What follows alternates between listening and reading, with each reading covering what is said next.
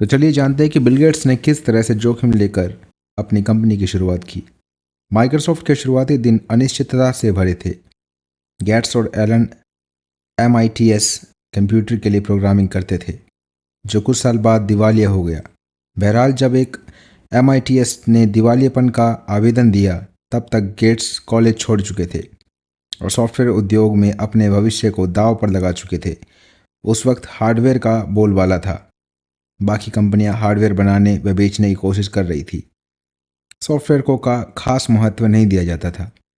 इस क्षेत्र में किसी को सफलता की संभावना नहीं दिख रही थी। फिर भी गेट्स के हार्डवेयर के बजाय सॉफ्टवेयर के क्षेत्र में कदम रखने का जोखिम लिया। वे पर्सनल कंप्यूटर बनाने वाली कंपनियों को अपने सॉफ्टवेयर प्रोग्राम बेचने लगे। जब माइक्रोसॉफ्ट ने 1977 में एप्पल II के लिए सॉफ्टवेयर प्रोग्राम लाइसेंस किए, तब कहीं जाकर इसकी धाम जम पाई धाक जम पाई। बिल गेट्स ने सबसे बड़ा जोखिम तब लिया जब उन्होंने IBM को अपना ऑपरेटिंग सिस्टम MS-DOS एक मुश्त रकम लेकर बेचने से इनकार कर दिया और उसके रॉयल्टी अधिकार बेचने की सौदेबाजी की।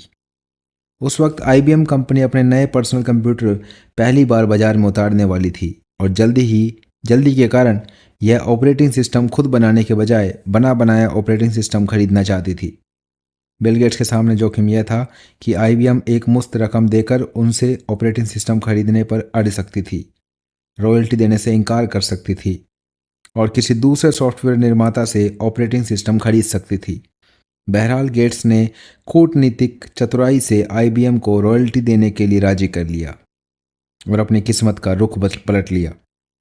IBM के कंप्यूटर में MS-DOS लगने के बाद माइक्रोसॉफ्ट की प्रतिष्ठा में 4 चांद लग गए और इस एक सौदे ने बिल गेट्स की तकदीर बदल दी। बिल गेट्स बाद में भी जोखिम लेते रहे। जब उन्होंने विंडोज़ सॉफ्टवेयर बनाया तो उन्होंने इसे भी IBM को बेचने की कोशिश की, लेकिन IBM को अपनी पिछली गलती याद थी, इसलिए इसने बिल गेट्स के प्रस्ताव को ठुकरा दिया और अपना खुद का ऑपरेटिंग सिस्टम OS/2 विकसित करने लगी।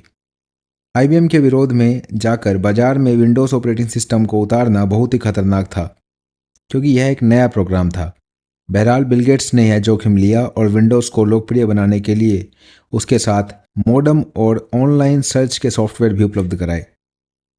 कंपनियों में विंडोज़ को लोकप्रिय बनाने के लिए बिल गेट्स ने फोर्ड मोटर कंपनी को विंडोज़ 95 के 5000 फ्री लाइसेंस दिए, ताकि यह कंपनी अखबार वालों के सामने इसकी तारीफ कर सके।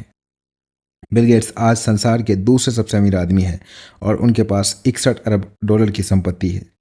उनकी सफलता में जोखिम लेने की आदत का सबसे बड़ा योगदान है। हमें यह नहीं भूलना चाहिए कि इतना अमीर बनने के लिए उन्होंने कई जोखिम लिए हैं, जिसमें पढ़ाई अधूरी छोड़ने का जोखिम भी शामिल है। तो मिलते हैं हम आपको अगली पॉडकास्ट में। तब तक के लिए जय हिंद, वंदे मातरम, जय भारत, भारत माता की जय।